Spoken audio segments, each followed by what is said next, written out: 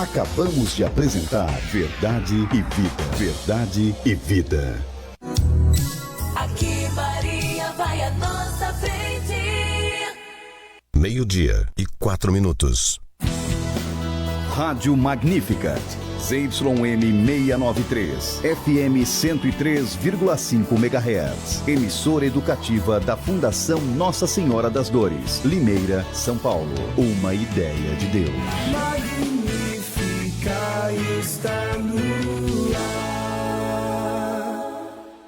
Chegamos a um momento muito importante da campanha contra a Covid-19 em Limeira. Todos os públicos aptos a serem vacinados já estão bem adiantados. E atenção, quem já está no período de tomar a segunda dose e a dose de reforço, façam isso imediatamente. E mais, usar máscara, álcool em gel, higienizar as mãos e principalmente manter o distanciamento são as armas fundamentais contra o coronavírus. Faça a sua parte. Não coloque você e sua família em risco. Vacina boa é vacina no braço. Prefeitura de Limeira. Dia 29 de janeiro, tem show de prêmios em prol da paróquia Nossa Senhora de Fátima. Adquira sua cartela a R$ 25 e concorra nas 6 rodadas a vários prêmios. No primeiro prêmio, um vale churrasco no valor de R$ 250. No segundo prêmio, forno elétrico. No terceiro prêmio, vale compras no valor de R$ 500. No quarto prêmio, vale churrasco no valor de R$ 250. No quinto prêmio, vale compras no valor de R$ 500. No sexto prêmio, uma TV de 32 polegadas. Garanta já sua cartela. Ligue 3449-7482 ou 98306-4248. Dia 29, às 6 da tarde, pelo Facebook da paróquia Nossa Senhora de Fátima. Painel Magnífica. Boa tarde, está começando o Painel Magnífica. Agora 12:05. Eu sou Ana Beatriz Ziganó. Boa tarde, é aqui a Cíntia Pelissari. A gente vai te fazer companhia até 1h da tarde. E hoje aqui com a gente, já, a advogada a doutora Fernanda Miniti. Ela que é especialista em direito previdenciário para falar sobre previdência com a gente. E já aproveita e manda seu alô aqui pra gente no nosso WhatsApp, que é o 19 992005515, ou pelas nossas lives em facebook.com/Rádio Magnífica e youtube.com/Magnífica FM. Participe com a gente, mande suas dúvidas, suas sugestões. Hoje o tema Previdência, Aposentadoria e a especialista aqui para esclarecer todas as dúvidas. Então vamos aproveitar. Isso aí. E antes a gente tem um recadinho da Monitech No Breaks, soluções em energia. Não pare suas atividades por motivo de no break. A Monitech No Breaks tem soluções em energia elétrica ininterrupta. Eles fazem manutenção preventiva e corretiva em seu no break e estabilizador, não deixando a sua empresa parar. Além disso, oferecem assistência técnica autorizada e especializada multimarcas, suporte técnico e sistema leve-trás. Então, faça já sua manutenção preventiva entrando em contato com a Monitech No Breaks. O telefone e o WhatsApp é o 19 3495 3040.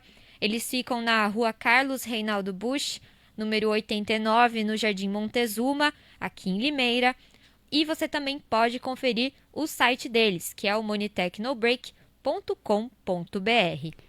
Monitech No Breaks, nossos parceiros e aquele abraço. Isso aí. Hoje, dia 24 de janeiro, dia da Previdência Social e dia nacional do aposentado. E também o nosso abraço a todos que já estão aposentados, agradecendo a contribuição ao país, com certeza, a nossa anos, economia. De dedicação à economia, e hoje podem usufruir de uma rotina diferenciada, né? Talvez um descanso, um lazer, dedicar a outras atividades. Então, o registro aqui do nosso abraço.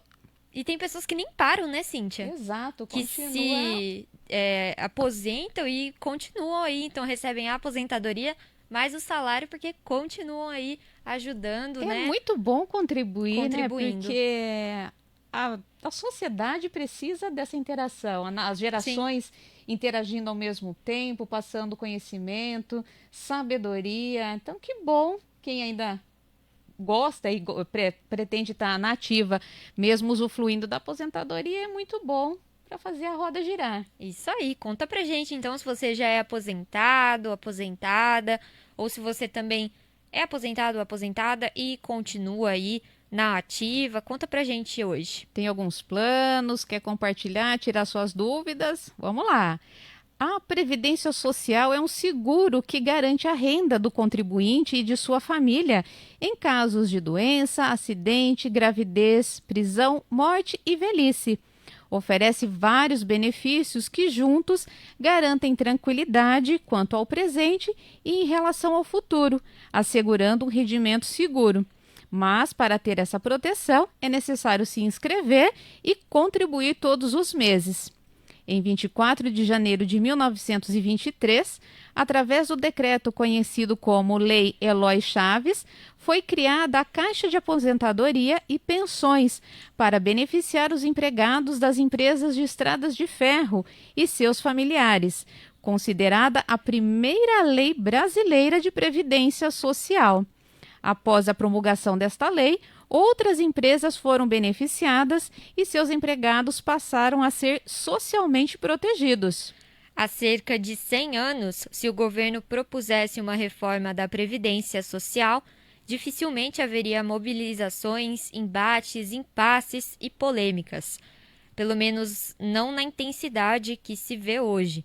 As alterações só preocupariam os funcionários das ferrovias e alguns poucos servidores públicos. Isso porque esses eram os únicos que tinham a aposentadoria garantida por lei. Olha que marco, hein? 100 anos e quanta história já de direitos conquistados. Com certeza, muitas mudanças boas. E segundo o portal G1, o governo publicou no Diário Oficial da União, da última quinta-feira, dia 20, a portaria interministerial que reajusta os benefícios pagos pelo Instituto Nacional do Seguro Social, o INSS. Aposentados e pensionistas do INSS que recebem benefícios acima do mínimo terão reajuste de 10,16% na remuneração. Com o reajuste, o teto dos benefícios do INSS passa de R$ 6.433,57 a R$ 7.087,22. Pela legislação federal, o índice de reajuste do benefício de aposentados e pensionistas que recebem valor superior ao do salário mínimo é definido pela variação do Índice Nacional de Preços ao Consumidor, o INPC, do ano anterior. Já para quem ganha o benefício no valor do salário mínimo, o piso nacional passou para R$ 1.212 desde 1º de janeiro deste ano. Por lei, aposentadorias, auxílio-doença, auxílio-reclusão e pensão por morte, pagas pelo INSS, não podem ser inferiores a um salário mínimo. Querem participar? Aproveitem e mandem a sua sugestão, a sua dúvida aqui para nós através do WhatsApp 992005515 e também nas lives do Facebook e do YouTube. Isso aí, a gente fez uma breve introdução ao tema, né, Cíntia? Com certeza tem muita coisa mais para falar sobre. A doutora Fernanda Miniti está aqui com a gente hoje para isso, né? Então vamos aí para um breve intervalo, a gente já volta e voltamos também com a doutora para falarmos sobre, tirar as dúvidas dos nossos ouvintes. Também temos algumas perguntinhas para ela. Então a gente já volta, é rapidinho, não sai daí. Fica aí que a gente já volta. Não saia daí. Painel Magnífica volta já.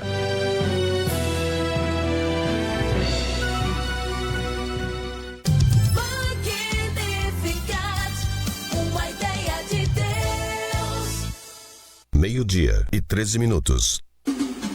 O uso correto de capacetes pode reduzir em 42% o risco de morte e em 69% o risco de lesões graves. Segundo o Código Brasileiro de Trânsito, o capacete é um item de segurança obrigatório para os motociclistas. Quem deixa de usá-lo comete uma infração gravíssima, com multa de R$ 191 e a suspensão imediata do direito de dirigir.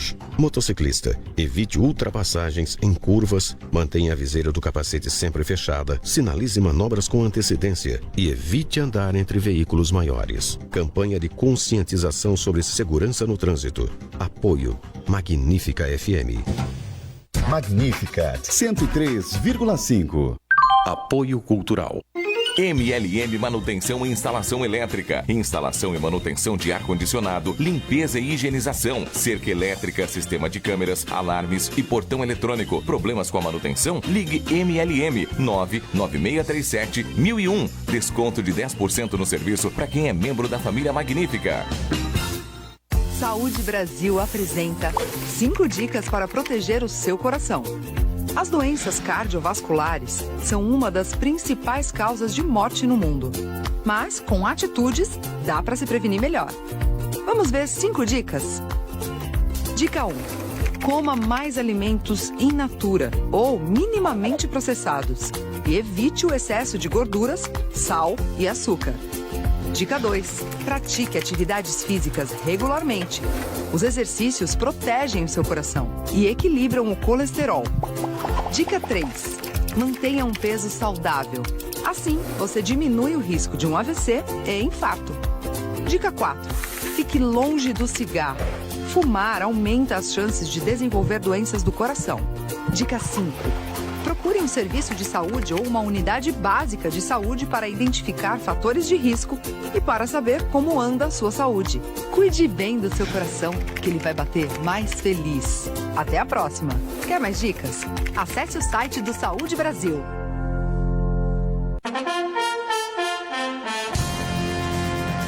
De segunda a sexta, às 5 da tarde, aqui na Magnífica FM, o seu final de tarde muito mais informado. Jornal das 5.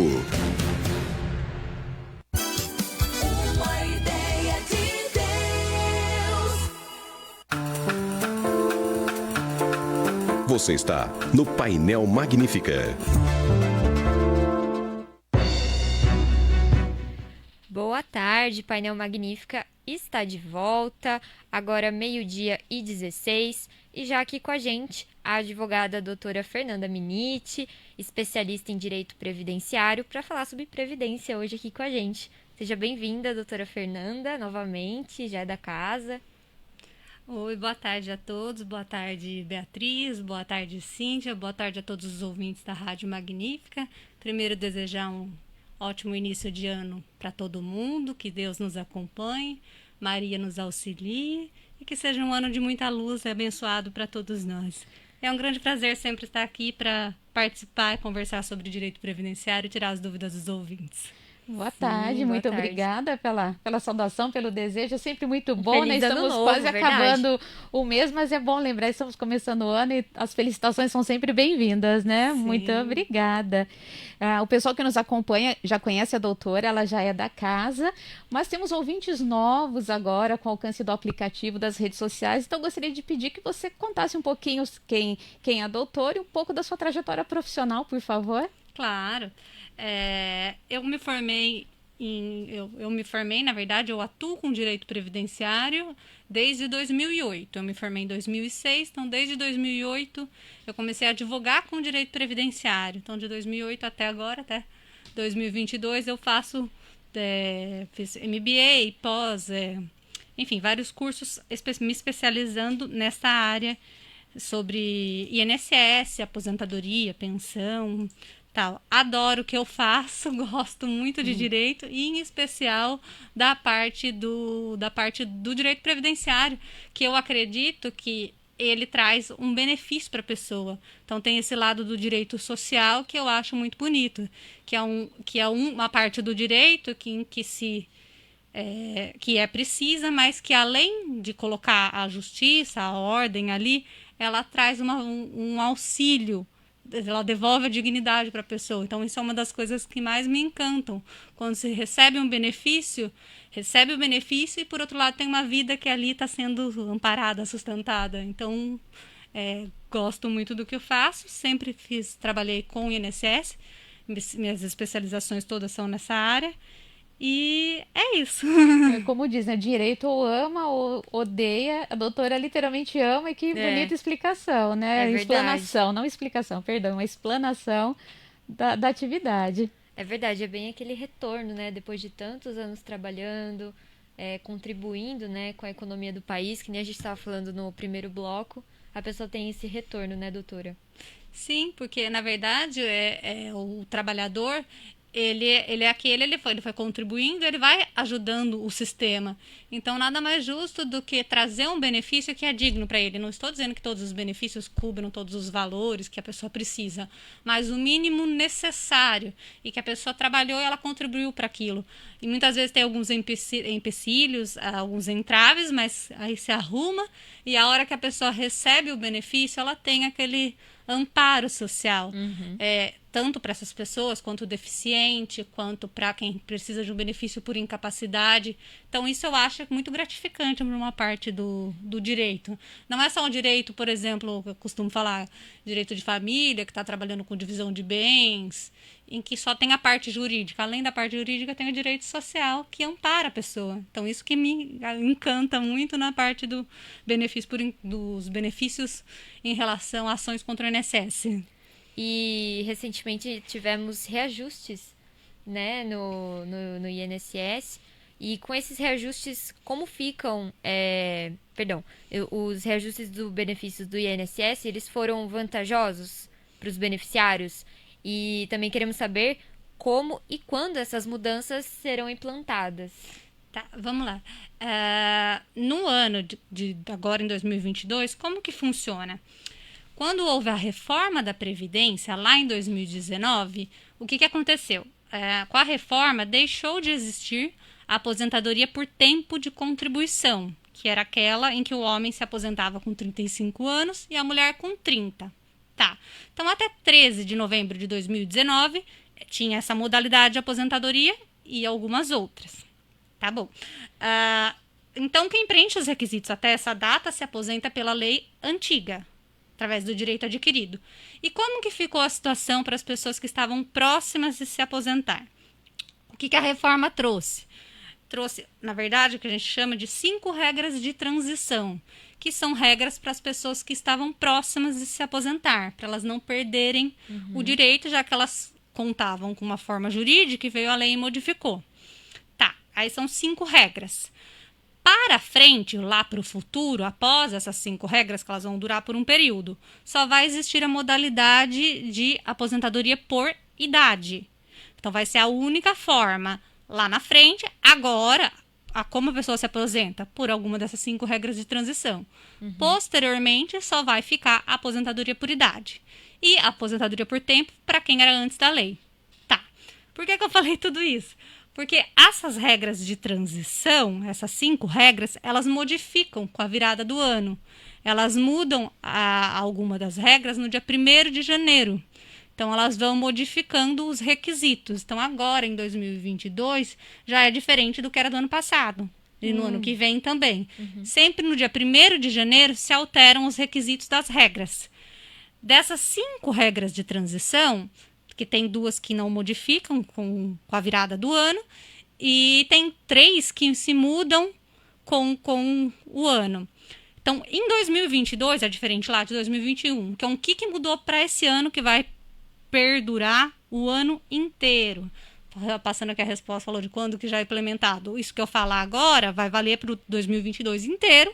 Aí, em 2023, aumenta mais um pouco. Então, vamos lá. A primeira mudança que tem em 2022 para a pessoa conseguir se aposentar, que aqui eu estou falando sobre forma de concessão. Preencher requisito para a pessoa entrar e solicitar o benefício. Que tem os requisitos para pedir e forma de cálculo, são coisas diferentes. Então, aqui eu estou falando em modalidades para a pessoa se encaixar e pedir a aposentadoria. A primeira delas que teve mudanças é a forma de se aposentar pelo sistema de pontos.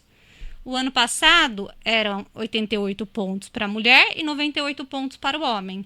Esse ano se aumentou um ano, ficando 89 para a mulher e 99 para o homem.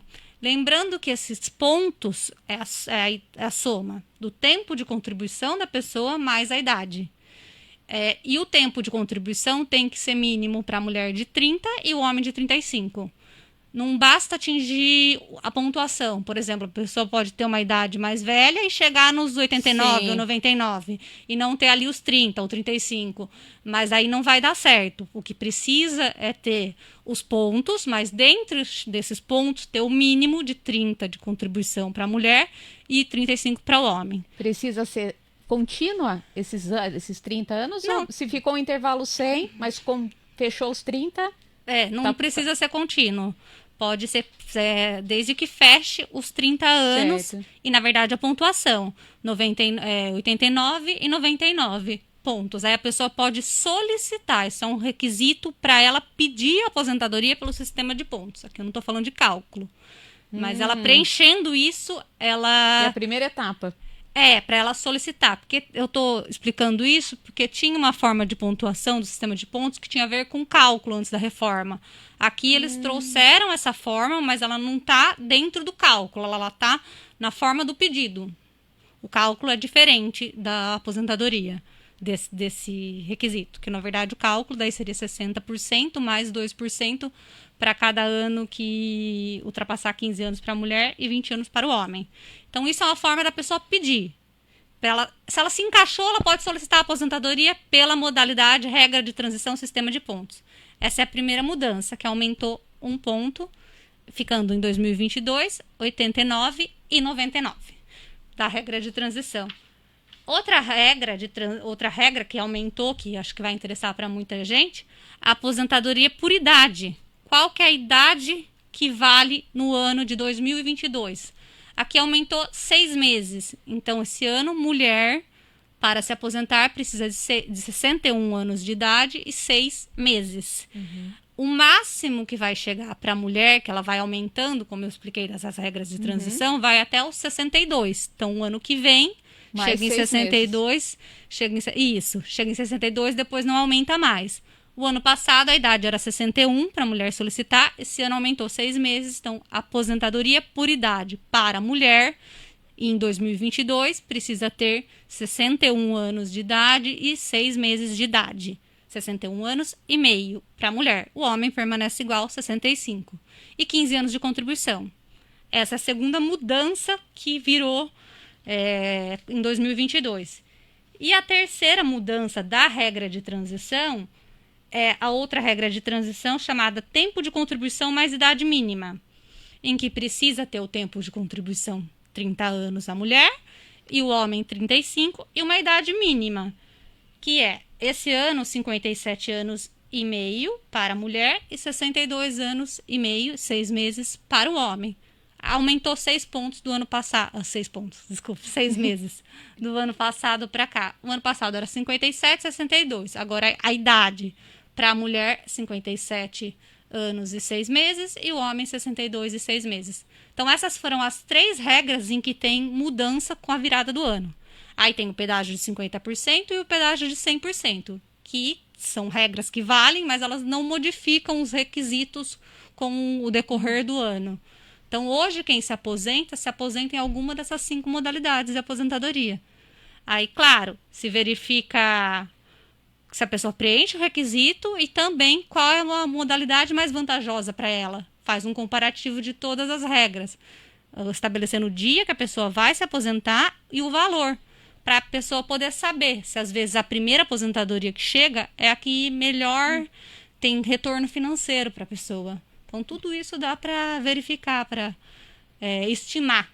Olha, é um planejamento, né, que tem que sentar, avaliar, colocar realmente na balança. Talvez compense trabalhar mais um ano, esperar um pouquinho e buscar uma situação diferenciada para entrar com a solicitação, que mesmo escolhendo, depois a questão do cálculo é uma outra etapa e também não é uma garantia que vai ser validado.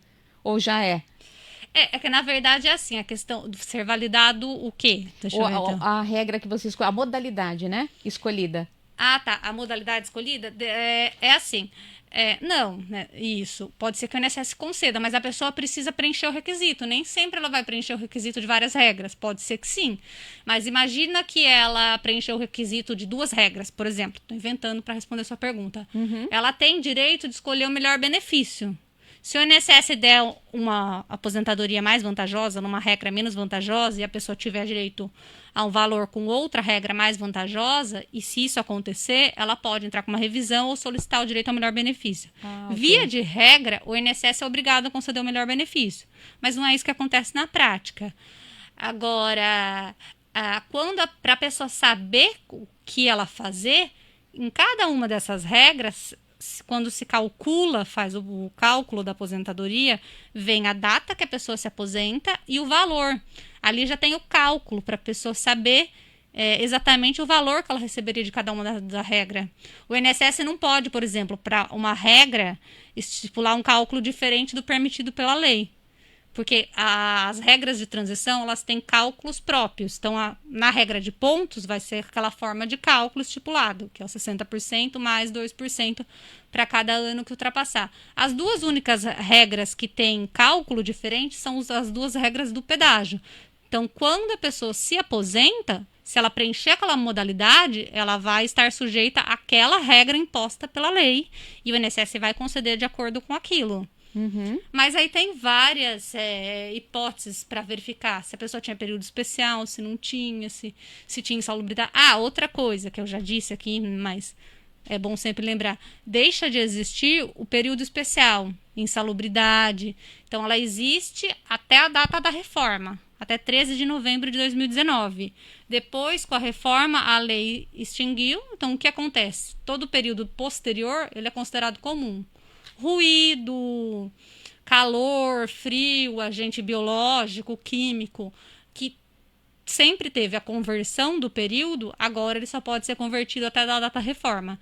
Não se perde o que a pessoa trabalhou para trás, claro, desde que tenha comprovação, mas não é mais considerado especial de lá para frente. E esse tempinho ajudou muita gente, né, a complementar. Com certeza. Foi muito útil, né? O que eu acho, né, na verdade, não concordo, mas enfim, é o que tá na lei, porque se a pessoa trabalhou com exposta a ruído, antes era especial e agora não. E na verdade, o que a lei fez quando ela trazia essas possibilidades porque a lei, ela diminuiu o tempo para a pessoa se aposentar, para preservar a saúde da pessoa. Então, tinha um caráter protetivo. Então, essa pessoa vai trabalhar menos tempo, já que ela ficou exposta a uma situação de perigo, algum risco à integridade física dela ou à saúde. Então, para preservar a saúde dessa pessoa, a lei colocou que ela trabalharia um pouco menos, para ela não continuar sujeita a esses agentes. Tanto é que tinha proibição ainda tem, né, da aposentadoria especial, a pessoa continuar trabalhando com um agente com atividade especial. E, na verdade, aquele ruído que era antes de 2019 vai continuar afetando agora, em 2022, mas pela legislação não tem mais direito à conversão. Só que a onda sonora vai continuar adentrando dentro do corpo da pessoa, enfim, mas não se tem mais essa viabilidade de postular a conversão do período após 2019. Nossa, realmente muitas mudanças. Muitas. Se não estiver acompanhando, estudando e amando muito, quanto detalhe para verificar. E com esses reajustes, como ficam o auxílio-doença, a reclusão e a pensão por morte? Haverá alguma alteração? Como ficou esses auxílios? Não, na verdade, em termos de mudança de virada de lei, da mesma forma que eram os outros anos. Não tem algo específico que tenha acontecido com a virada do ano. O que modificou foi com a data da reforma, a forma de cálculo deles, que passou a ser diferente. A pensão por morte, antes ela era calculada, o valor da pensão que a pessoa recebia era 100% do valor do benefício. Então, se a pessoa que faleceu recebia R$2.000, a pessoa que tivesse direito a receber o benefício recebia exatamente o mesmo valor. Com a mudança da lei, através da reforma, da emenda constitucional 103, mudou a forma de cálculo da pensão. Então, passa a ser 50% mais 10% para cada dependente por cota. Então, ali vai ser no mínimo 60%, que já é uma grande diferença. E a mudança também na aposentadoria por invalidez, que o cálculo também era 100%, da média das contribuições da pessoa, também passa a ser igual das aposentadorias, que é o cálculo de 60% da média, soma lá todos os meses que a pessoa contribuiu, de julho de 94 até a data que implementar o benefício, e aí acha uma média. Então, é 60% dessa média, mais 2% para cada ano que exceder. 15 anos para a mulher e 20 anos para o homem. Então, um exemplo básico, se fosse... Claro, não existe porque vai dar menor que um salário mínimo, mas só para ficar fácil de entender. Se for R$1.000 de média, 60%, vai ser R$600. Se a pessoa tiver 15 anos, se for uma mulher tiver 15 anos cravado, ela vai receber só esses 600. Se tiver mais anos cada ano que ultrapassar, mais 2%. Assim vai fazendo o cálculo. Na aposentadoria por invalidez, também modificou para esse cálculo. Então, antes era o valor só da média, agora é 60% mais 2%. E a pensão que trouxe essa diferença gritante de valor do benefício. E também uma outra, aproveitando o gancho, uma outra mudança que teve com a reforma foi no acúmulo de pensão e aposentadoria. Ao acumular, antes acumulava na integralidade a pensão e a aposentadoria. Agora tem o direito de escolher o melhor benefício, vai receber o benefício mais vantajoso na integralidade, e o segundo benefício vai receber uma parcela, de acordo com o valor que ela vem a receber, que varia de 60% até 10%. Ali tem um percentual, uma tabela que estabelece se é de 1 a 2 salários mínimos, 2 a 3, enfim, mas ela não recebe mais integral a pensão e a aposentadoria. Recebe um benefício integral e o outro uma parcela. Então essas são as maiores diferenças. Aí tem os reajustes de todo ano, que modificam o que é reajustado, mas isso não é todo ano que se reajusta a aposentadoria, enfim, os índices que reajustam. Mas as mudanças mais significativas que eu acredito, acho que são essas mesmo.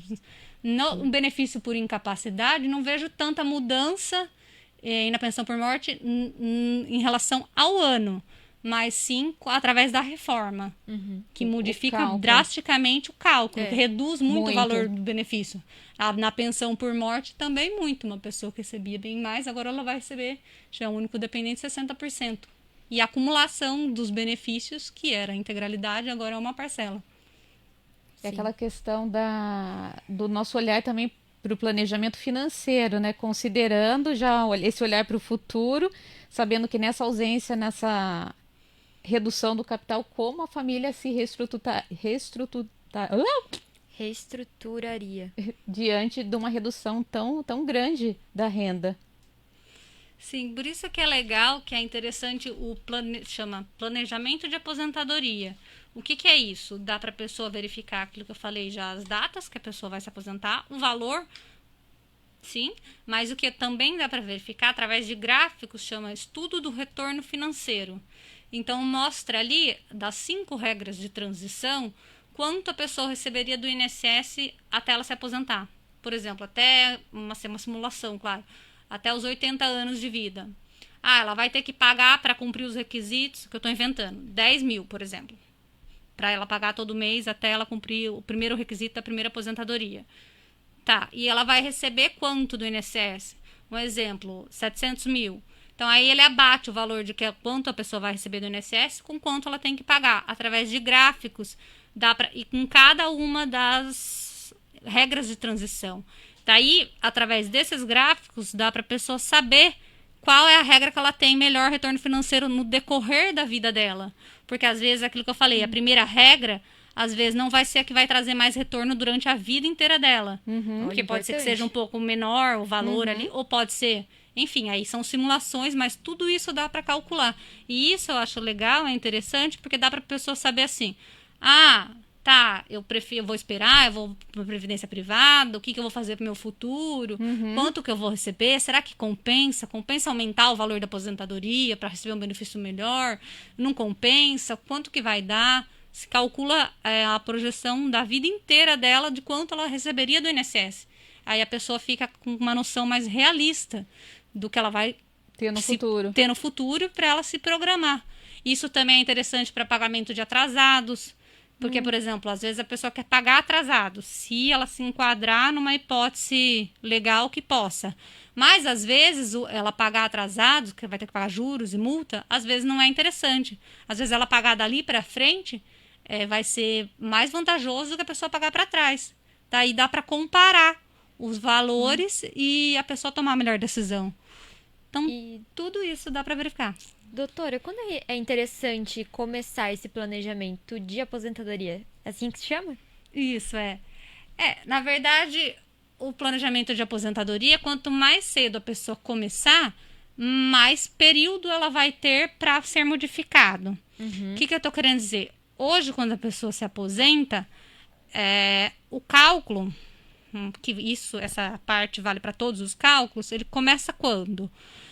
A influenciar os valores que vão gerar no cálculo. Essa média vai ser feita a partir de julho de 94 até quando a pessoa solicitar. Então, por exemplo, se fosse 2022, de julho de 2024 até agora, pega todos os meses, julho, agosto, setembro, valor de mês a mês. Tá. Se a pessoa estiver muito próxima da aposentadoria dela, ela vai ter pouco tempo, faltando um ano, alguma coisa assim, para ela modificar, porque a média dela vai estar contando desde 94, que é da lei. Agora, se a pessoa falta mais 5 anos, mais 10 anos, ela vai ter mais tempo para ela mexer nessa média que vai vir de julho de 94 até quando ela se aposentar e poder verificar do planejamento. Então, quanto mais cedo a pessoa verifica, mais hipóteses teria ou não. Às vezes, se ela estiver muito próxima da aposentadoria, pode simular, mas não vai dar tanta diferença no valor se ela aumentar, já que a vida inteira dela ela pagou de uma forma. Depende aí do caso específico da pessoa, que é a média de tudo desde 94. Então, quanto mais tempo ela levar, maior vai ser a média dela. Certo. E, meninas, acho que já temos que fazer o nosso segundo intervalo. Vamos lá. Já chegou também, doutora, muitas perguntas aqui no nosso WhatsApp, no Facebook também já vi uma. Sim, o pessoal mandando boa tarde, mandando um olá, fazendo perguntas. Isso aí, então vamos para um intervalo rapidinho, a gente já volta e voltamos aí tirando as dúvidas do pessoal. Isso aí. Não saia daí. Painel Magnífica volta já.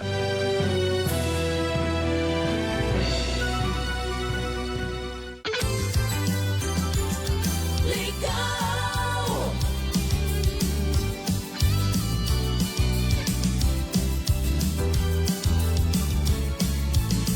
Sintonizou.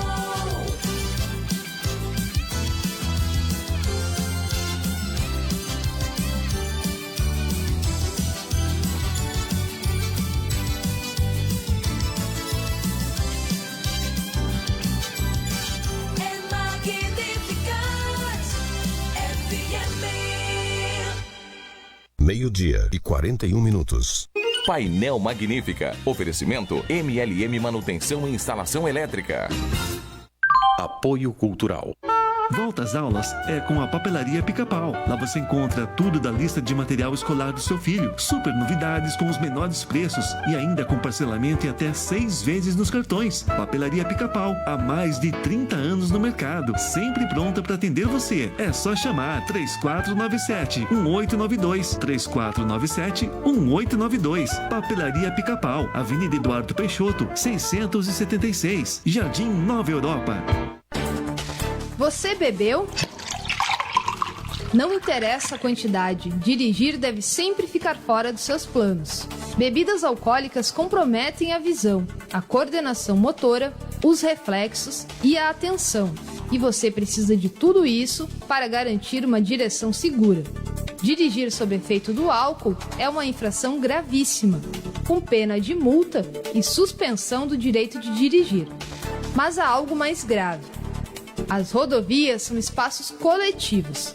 Ao beber, você coloca em risco a sua vida e a de outras pessoas. Álcool e direção formam uma dupla fatal. Programa Rodovida. Mobilidade segura nas rodovias para você e seus familiares.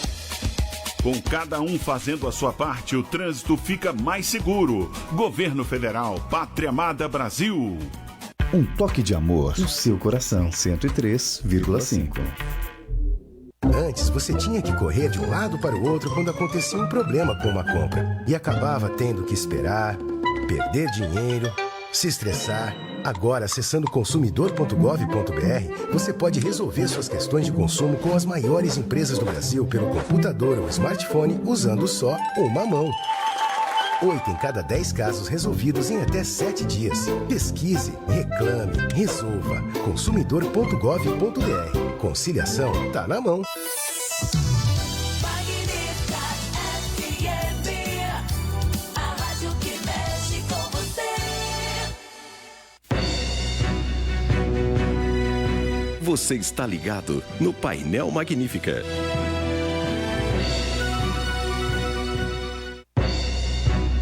Boa tarde, agora 12h44, o Painel Magnífica está de volta. Hoje estamos aqui com a advogada doutora Fernanda Miniti, especialista em direito previdenciário, para falar com a gente sobre previdência. Estamos aqui com muitas participações. Muitas. Já vamos direto nelas, então. Vamos, inclusive já vamos adiantar, se não conseguirmos ler todas, se não houver esse tempo para que a doutora consiga explicar com tranquilidade, podem ficar tranquilos que as perguntas vão ser encaminhadas e serão respondidas. Isso. Então pode ficar tranquilos. Isso aí. Cíntia, acho que vamos falar um boa tarde aqui pro pessoal do Face. Vamos aqui sim. Só tem uma perguntinha também e temos vários boa tardes, então vamos dar um alô pra galera também. Vilma Fontes está aqui com a gente, João Oliveira falando boa tarde, a Lúcia Pilon também, boa tarde, Marinês Viganó, boa tarde a todos, boa semana, a Edna Carmen também falando bom dia meninas, e aqui a Geralda Dias tá fazendo uma pergunta. Boa tarde a todos e uma ótima semana. Gostaria de saber da doutora, vou fazer 61 anos em fevereiro e tenho 18 anos de contribuição. Quando posso pedir minha aposentadoria? Obrigada e Deus abençoe a todos. Então, vamos lá. Como eu já falei aqui, esse ano, em 2022, a idade para a mulher é 61 anos e 6 meses. Então, se ela completa 61 agora, ela tem que aguardar quando ela completar 61 anos e 6 meses, aí ela pode solicitar. Se via de regra, esses 18 anos estiverem tudo certinho, forem todos pagos corretamente, ela já tem os 15 anos necessários. Bastaria aguardar a idade, 61 anos e 6 meses, aí ela já pode solicitar a aposentadoria dela. E lembrando que a aposentadoria por idade, a pessoa precisa esperar fazer a idade para pedir o benefício. Não pode pedir antes para ir acelerando. Então, ela tem que fazer o aniversário. Quando ela completar, ela já pode solicitar. Ganha de presente daí de aniversário, né? Isso. Só depois. Muito bem. E aí no WhatsApp, Cíntia? Aqui no WhatsApp temos o Romildo mandando um olá pra gente. Minha enfermidade... ele dá os detalhes, depois a gente passa para a doutora para falar a respeito da questão da aposentadoria. A Rita de Cássia mandando boa tarde, Bia, doutora Fernanda, agradeço. Quando dei entrada na minha aposentadoria, não precisou agendar uma consulta, pois a doutora, durante as participações na rádio, deu todas as orientações. Ajudou, estou ouvindo e só tenho a agradecer. Tenha uma tarde abençoada. Olha aí a Rita. A Tânia, passando por aqui também, Tânia Baltazar, boa tarde, Cíntia, Bia, doutora Fernanda. Boa tarde. Boa tarde. Bênçãos de Deus em suas e em nossas vidas. Quero saber sobre porcentagem de pensão pós-morte para esposa e esposo. Obrigada. É aquilo que eu falei. Se for por dependente, é 50%, mais 10% por dependente. Então, se tiver só o esposo ou a esposa, vai ser 60% o percentual. Ou a mesma coisa se tiver... se tiver mais dependentes concorrendo na mesma classe, por exemplo, tem a esposa e tem o filho. Aí é 10% de cota para cada um, daí seria 70%. Então, se tiver só um, vai ser 60%. Certo. Marta mandando boa tarde, dizendo que o programa está muito esclarecedor e pedindo o telefone da doutora, a gente passa o contato. Temos o Sidney. Boa tarde, parabéns pelo programa. Doutora, pessoas que trabalham sem contribuição mas tem mais de 65 anos, tem direito à aposentadoria? Então, vamos lá. Se ele tem mais de 65 anos de idade, a aposentadoria ele não tem. Mas existe um benefício, que é o chamado LOAS, conhecido como benefício de prestação continuada, que tem direito para deficientes e pessoas acima de 65. A pessoa nunca não precisa ter pago o INSS, é para quem nunca pagou mesmo, não contribuiu. Porém, tem o requisito da miserabilidade. Ela tem que ter baixa renda. O que é considerado baixa renda? Um parâmetro, não é fixo, mas 1/4 de um salário mínimo. Então tem que verificar se na casa que ele mora, quantas pessoas moram na casa. Pega a renda de todo mundo, soma e divide. Se der abaixo desse valor, entra no critério da miserabilidade e aí, tendo a idade, pode solicitar. Então são 2 critérios, ou acima de 65 anos, ou deficiente, e mais ao critério da renda. Se ele se enquadrar, né, nesse critério de ter uma baixa renda, não só ele, a família inteira que mora na casa dele, se enquadrar nisso, aí ele tem direito de receber o LOAS. Se ultrapassar, aí não. O que acontece muito é o LOAS, a pessoa, por exemplo, tem o marido, a mãe, o filho, todo mundo mora na casa. Se alguém tiver trabalho com emprego registrado, daí já não vai enquadrar, porque a renda vai ficar superior. Então ele tem que saber ali.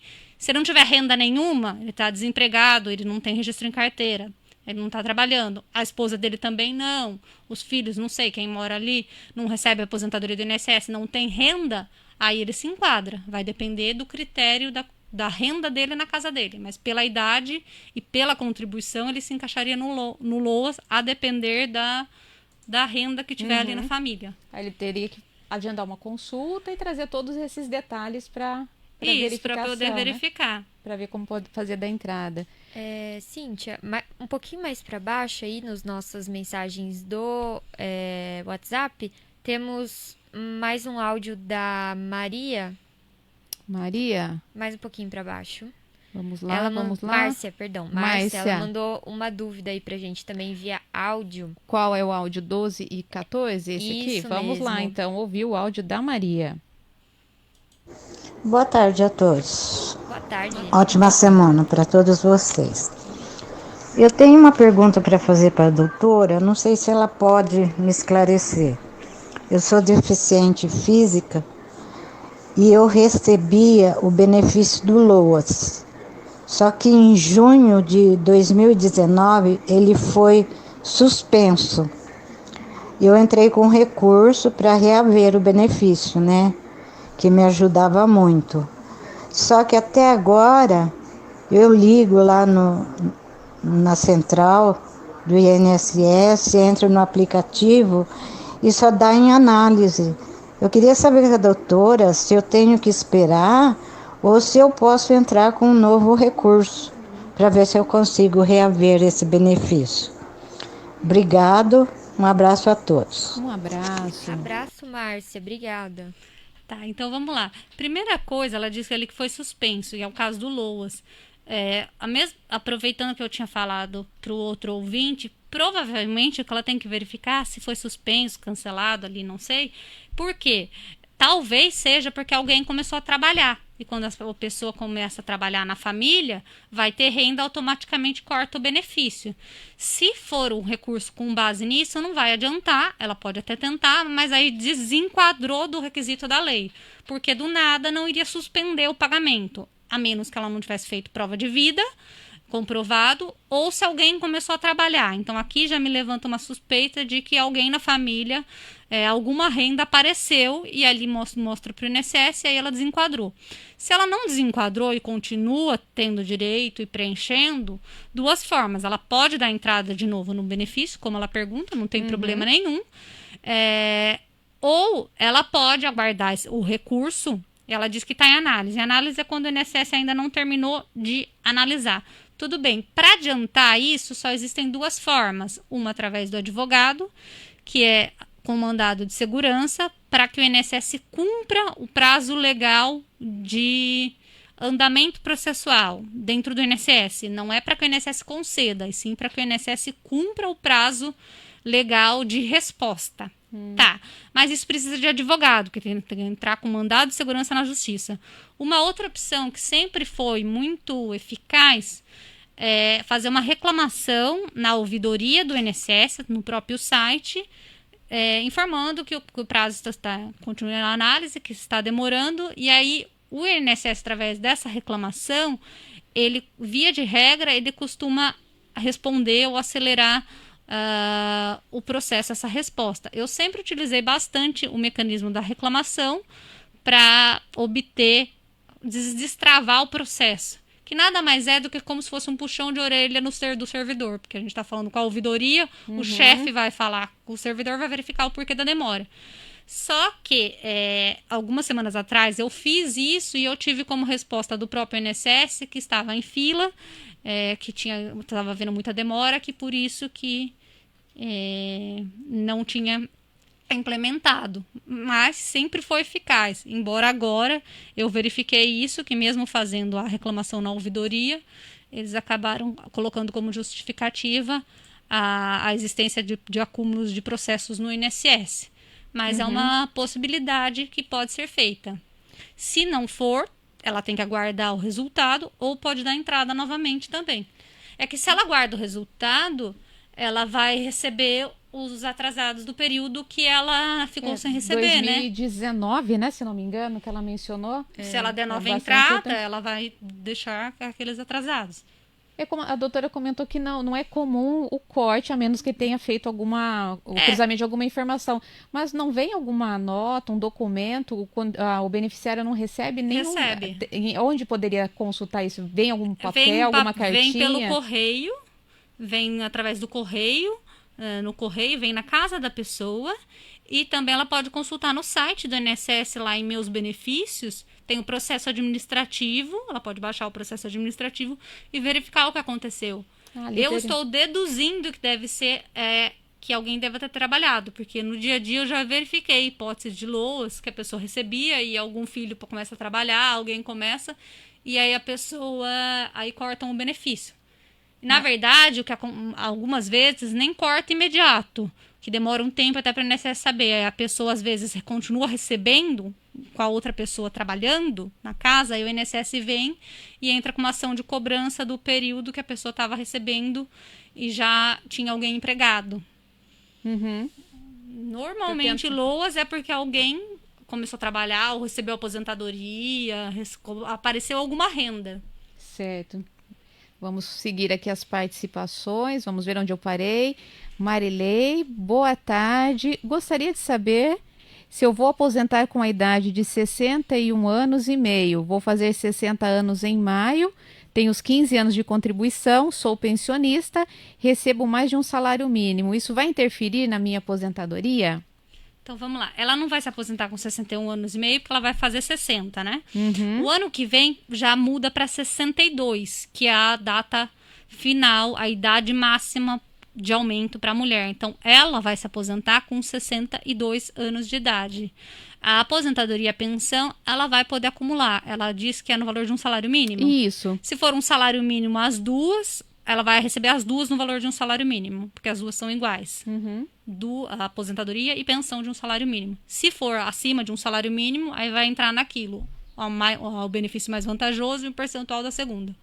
Então, Marilei tem que 62 anos de idade. Bom, agora a gente já sabe que em maio teremos festa aqui, gente, olha lá. Fevereiro e maio, né? Já temos 2 informações de aniversariantes aqui, ouvintes, né? Vamos anotar aqui na agenda, cobrar bolo. Temos a participação da Luciana Fernandes, boa tarde. Minha mãe faleceu, ela recebia a pensão do meu pai e aposentadoria. Tenho um irmão com deficiência intelectual de grau leve. Será que ele tem direito a um benefício desses? Vamos lá. Ela recebia pensão e aposentadoria. A pensão cessa com a morte. Então, a pensão ela não vai passar a cota dessa pensão para outra pessoa. Agora, a aposentadoria, que geraria pensão, ela, em tese, gera pensão por morte. Em relação à deficiência, o deficiente tem direito de receber a pensão, só que a deficiência tem que ser em grau grave. Se não for grave, aí ele não vai enquadrar pela lei. Então, ela menciona leve. Ela menciona leve. Teria que verificar e trabalhar o estudo do grau da deficiência, se consegue enquadrar isso. Tem o leve, o moderado e o grave, mas aí se consegue enquadrar isso para grave, porque se enquadrar até no moderado, no meio termo, também não vai ter direito. Agora, se a deficiência for considerada grave, aí sim. Aí é um estudo do critério de funcionalidade que ela vai ter que passar com os médicos para definir o grau exato da deficiência. Definindo o grau, se for grave, constatado grave, aí tem direito. Se for constatado leve, ela pode solicitar, mas aí não vai conceder, nem no INSS, nem na Justiça. E como funciona essa avaliação intelectual? Qual é o caminho, o médico, o procedimento que ela poderia seguir? Aí tem estudos, tem tabelas de critério que o médico vai fazer, né? O médico vai seguir, e aí tem o médico tanto que ela vai passar, quanto formação judicial no fórum.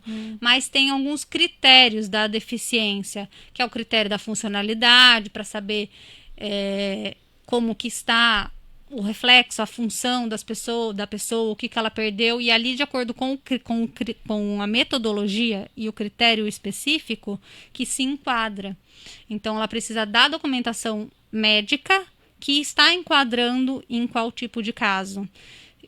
Porque isso até mesmo no fórum, às vezes o fórum vai fazer se é uma ação judicial. A perícia no fórum vai fazer uma análise mais subjetiva. E ali se impugna qual é o método utilizado para fazer. Então tem a tabela, os conceitos da CIF, e também tem outros métodos. Tem o método FUSE, tem conceitos internacionais de doença. É tudo um estudo elaborado de critério de caracterização de grau de deficiência, que passa, se formação judicial, passa pela perícia judicial, mas também, num caso específico assim, é interessante a pessoa procurar um médico e através do método e das tabelas, que tem uma pontuação para colocar qual é o tipo de grau, para verificar exatamente se o grau é leve mesmo. Então, o primeiro passo aqui seria buscar o médico para o laudo. Sim. E, doutora, eu fiquei com uma dúvida. Existe alguma justificativa na Constituição, na lei? Porque apenas grau... tem o leve, o moderado e o grave, né? Apenas os graus graves têm direito aos benefícios? Boa pergunta. Nunca tinha pensado nisso. Não, justificativa que eu conheça, não me recordo de ter lido. Na verdade, eu acredito que é porque assim, a incapacidade da pessoa vai ser total quando o grau é grave. Então, ela está incapaz. Se o grau é leve, ela, em via de regra, ela tem uma capacidade para ela conseguir conduzir. Aqui eu estou falando da minha cabeça. Sim. Não explicação da Constituição. Porque lá não tem justificativa, não, né? Mas o grau, o que vai ter muita do leve para o grave, eu até consigo entender logicamente. Agora, o que vai dar respingar ali é quando o grau é médio, moderado para o grave. Porque às vezes ele tem que avaliar não só, por exemplo, a condição social da pessoa, o meio em que ela vive pode transformar aquilo que é médio em grave. O acesso que a pessoa tem em relação a ônibus, o acesso que a pessoa tem, o grau de dificuldade que ela apresenta do meio para ela conseguir se locomover, para ela conseguir trabalhar, quais são as barreiras que elas têm. Então, quando se estuda deficiência, se estuda o grau de impedimento dessa funcionalidade e as barreiras que a pessoa enfrenta. Esses dois componentes que geram o grau. E isso pode aumentar ou diminuir de acordo com as barreiras que ela vai ter na vida dela. E aí vai precisar saber o estudo com a pessoa do que é no dia a dia e das barreiras, porque isso o médico não vai laudar, ele até pode colocar, para apresentar as barreiras e mais o critério. E ali vai modificar para cima ou para baixo de acordo com o caso concreto da pessoa. Mas do leve para passar para o grave seria bem divergente. Agora, do grau médio para o grave, de acordo ali com a realidade da pessoa, aí teria que fazer um estudo mais específico das barreiras dela, porque às vezes a barreira modifica o grau da pessoa, a barreira que a própria pessoa enfrenta. É uma discussão muito interessante mesmo, porque a gente pensar na dificuldade intelectual leve, há inclusive incentivo para empregos, né, para que as pessoas possam atuar e fazer parte, mas essas barreiras podem potencializar essa deficiência se não tiver amparado para não ter, né, dificuldades. Realmente dependendo da barreira, pode tornar aquilo quase que impossível para ela. Aí depende do caso específico, mas tudo isso tem que ser avaliado, a condição da pessoa, a condição social, o meio em que ela vive, a cidade, o quanto está pronta, a realidade, e trazer estudos e levantamento que comprovem as barreiras e a funcionalidade dela.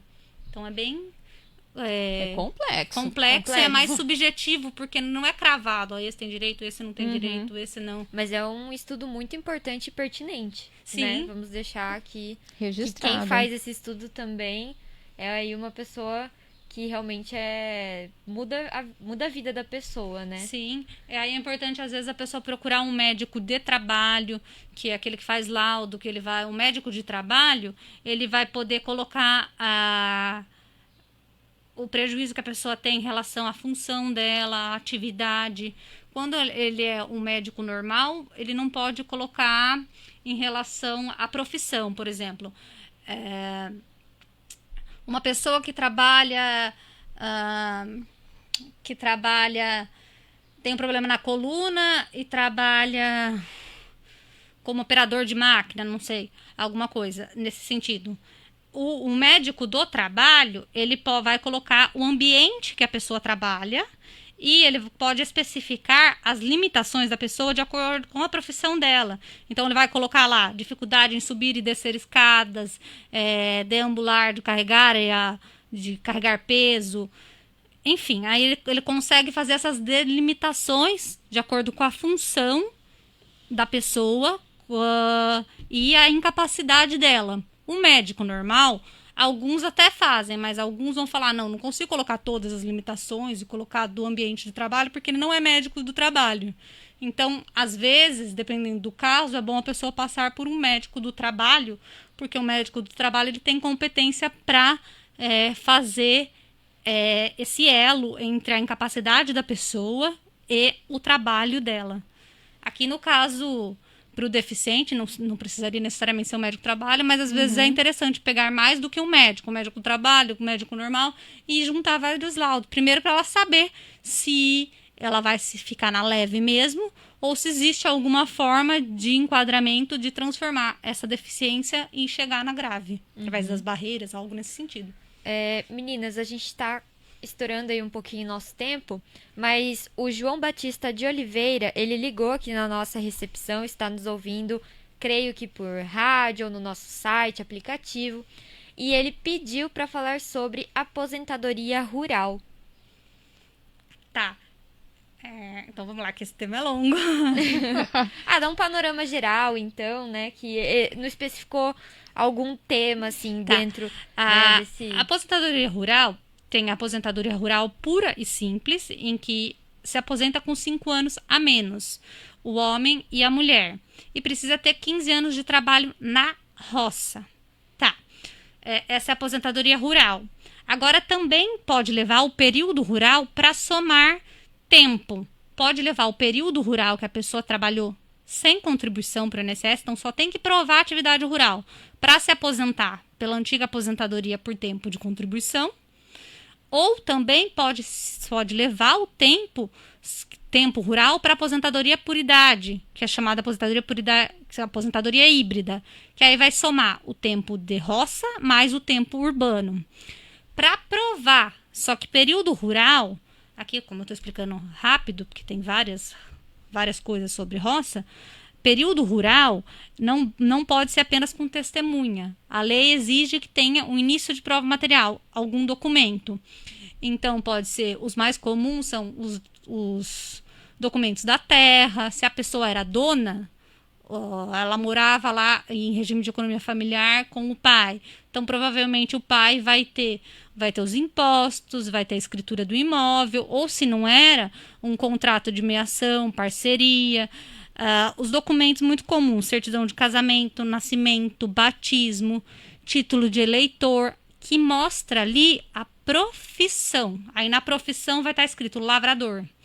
E a parte rural pode ser, os documentos rurais, eles podem ser no nome da pessoa, então no nome de quem está solicitando, ou no nome de quem estava naquele núcleo familiar que morava junto ali e trabalhava. Então a filha pode pegar o documento do pai, que está escrito lavrador, etc. e tal. Só que ali precisa dos documentos, em qualquer dessas modalidades que eu falei, que vai estar utilizando a roça. Quer seja na aposentadoria rural simples, na híbrida, ou levar ela por tempo. Mas precisa dos documentos, não basta apenas testemunha. Tem que ter pelo menos algum documento. Esses são os mais comuns. Também carteira de vacinação, carteirinha de escola, que comprova que a pessoa estudou em escola rural. Bastante gente consegue. E aí se juntam esses documentos e solicita a aposentadoria. Não precisa ter pago o INSS, tem que comprovar o período da roça, o período trabalhado através da documentação. Legal, acho que já deu para tirar aí. Sim, só a variedade de documentos que a doutora trouxe como possibilidades para ele já começar a buscar, caso não tenha, já creio que tenha ajudado bastante. É isso aí, João, espero que a gente tenha tirado suas dúvidas. Meninas, estouramos nosso tempo, mas foi com muita informação, né? Ajudamos bastante pessoas. Temos muitos ouvintes ainda aqui. Muitos, deixa eu falar brevemente o nome do pessoal: Rosângela, Ana Maria, Elizabeth, Rosineia, Lourdes Egídio, a Marli, a Aparecida, a Sônia, a Luzia, a Anícia, a Miriam, a Luciana. Então, todas as mensagens que nós recebemos com a participação de vocês, vamos encaminhar à doutora Fernanda e em breve teremos novamente a pauta aqui de Previdência para a gente continuar esclarecendo, contribuindo com mais esclarecimentos, né, das dúvidas, que o tema realmente a gente percebeu que é extenso, né? Tem bastante, isso aí, pessoal, bastante tira conteúdo. Dúvidas. Isso mesmo. Então, muito obrigada, doutora, por ter vindo, ter falado com a gente, tirado nossas dúvidas hoje. Obrigada, eu que agradeço. Um abraço para todo mundo fique com Deus. Amém. Ótima tarde, muito obrigada. Convidamos vocês para estarem com a gente amanhã num bate-papo com o jornalista João Paulo Bachega e a gente vai conversar sobre os desafios da oratória. E agora o painel fica com o Gustavo do Vale para a gente falar sobre o nosso Momento Economia.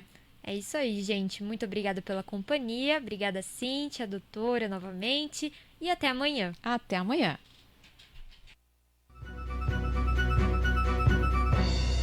Boa tarde, caros ouvintes. Iniciando aí a nossa última semana do mês de janeiro de 2022, uma semana onde a principal notícia do ponto de vista da economia brasileira será mesmo a sanção do presidente da República do orçamento de 2022. Ele já foi sancionado na sexta-feira, que era o último dia para que isso pudesse ser feito, mas só será publicada hoje no Diário Oficial. E ainda não foram detalhadas por parte do governo as despesas que foram vetadas. Assim, todos nós aguardamos a publicação para a avaliação de o que é que vai ser gasto, o que não vai ser gasto, o que o presidente vetou, o que não vetou e assim por diante. Segundo o noticiário de ontem, não é, vamos dizer, uma notícia com certeza, mas bem próximo da realidade, a expectativa é que 1,7 bilhão destinado ao reajuste dos servidores da Polícia Federal, da Polícia Rodoviária Federal, ou seja, da área de segurança, tenha sido mantido. E aí o que vai acontecer é que, sem dúvida nenhuma, vai aumentar a briga, né? A luta é muito melhor do que briga. A luta por reajuste das demais categorias, que sem dúvida nenhuma é uma expectativa desfavorável à economia e ao governo. Uma greve do funcionalismo público, nós já conversamos algumas vezes sobre isso, vai afetar o mercado externo, vai afetar as alfândegas, alfândegas, vai afetar a importação de remédios, e porque nós sabemos que a Anvisa, a Receita Federal, são extremamente importantes nessa questão do comércio exterior brasileiro. Além disso, nós temos aí várias categorias de funcionários públicos ameaçando greve por causa desse aumento seletivo que o presidente da República vai conceder aos policiais, e isso pode afetar, sem dúvida nenhuma, inclusive ao combate da pandemia, que tem aumentado substancialmente, né? O país tem registrado aí na faixa de 150, 200 mil casos de infecção por Covid, com a média móvel aí passando da faixa dos 150 mil. Claro que o número de vítimas tem sido menor do que nós vimos em setembro do ano passado, mas, de certa forma, continua aumentando, aí na faixa de 300 óbitos por dia. E isso pode afetar, sem dúvida nenhuma, toda a área de saúde.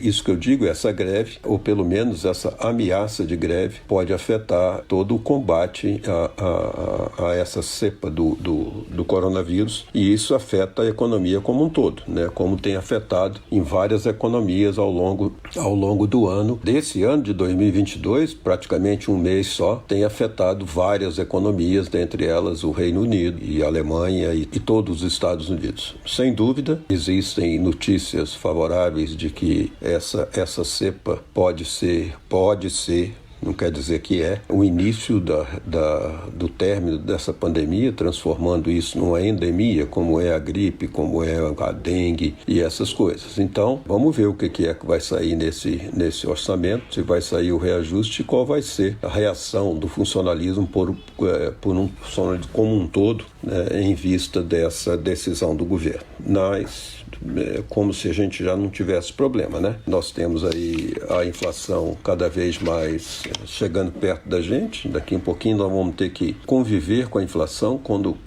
como a gente convivia antes de 1994. Evidentemente, as pessoas que nasceram, né, por volta de 1980 e 1985 não conviveram com uma inflação alta como nós estamos agora. E ela não vai dar trégua, não, porque o IPCA, a previsão dos economistas do sistema bancário para o IPCA de 2022, que era 5,09, passou para 5,15, ou seja, uma inflação extremamente importante. E o PIB, como sempre, né? O PIB, quando a inflação aumenta, a tendência dele é aumentar, mas no Brasil. E a tendência dele é aumentar, até para que as pessoas possam entender, porque a inflação aumenta os preços, evidentemente, se você vende com um preço mais caro, se é que você vende, né? Evidentemente, isso aumenta o produto interno bruto. Mas não é o que tem acontecido no Brasil, né? Continua o crescimento previsto de 0,29%, que é praticamente nada. E pior, para 2023, baixou para 1,69, lembrando que era 1,75 a semana passada. E aí, como não podia deixar de